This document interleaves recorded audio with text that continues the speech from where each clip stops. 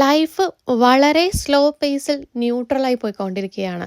ഒരുപാട് unfortunate messages ഇപ്പോൾ തുടരെ തുടരെ വരുന്നുണ്ട്. പക്ഷേ ഇതൊന്നും മെൻ്റൽ ഹെൽത്തിനെ ബാധിക്കാത്ത വിധം ലൈഫിനെ കറക്റ്റായിട്ട് കൊണ്ടുപോകാൻ വേണ്ടി മാക്സിമം ശ്രമിക്കുന്നു. അതിൻ്റെ ഭാഗമായിട്ടാണ് ഒരു റെഗുലർ റൊട്ടീൻ പോലെ എക്സസൈസ് കൊണ്ട് നടക്കുന്നത്.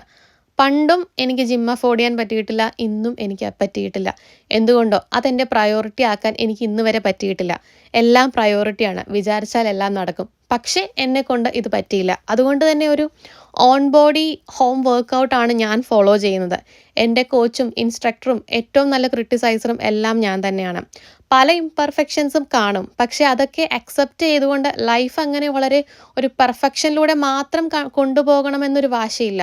അതുകൊണ്ട് തന്നെ ഉള്ള ഇംപെർഫെക്ഷൻസൊക്കെ എൻജോയ് ചെയ്ത് മാക്സിമം ഹെൽത്തി ആയിട്ടും ഹാപ്പി ആയിട്ടും പോകുന്നതിനാണ് ഇപ്പോൾ പ്രയോറിറ്റി.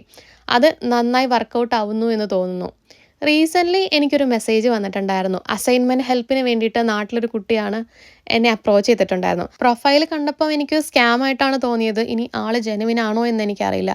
എന്തായാലും ഞാനത് പ്രൊമോട്ട് ചെയ്യുന്നില്ല. ഒരു പക്ഷേ ഒരാൾക്ക് ഷെയർ ചെയ്ത് കൊടുത്ത് ഒരു ഉപകാരമാകും എന്നെനിക്കത് തോന്നിയിട്ടുമില്ല. ഒരുപാട് പേർക്ക് ഓപ്പോസിറ്റ് ഒപ്പീനിയൻ ഉണ്ടാവാം. പക്ഷേ എൻ്റെ ഒരു പെർസ്പെക്റ്റീവിൽ നമ്മൾ ഹാർഡ് വർക്ക് ചെയ്ത് കിട്ടുന്ന നമുക്ക് ഓരോ മാർക്കിനും അതിൻ്റേതായ ഒരു വാല്യൂ ഉണ്ട്. അത് ചെയ്ത് കിട്ടുന്നൊരു ഹാപ്പിനെസ് വേറെ തന്നെയാണ്.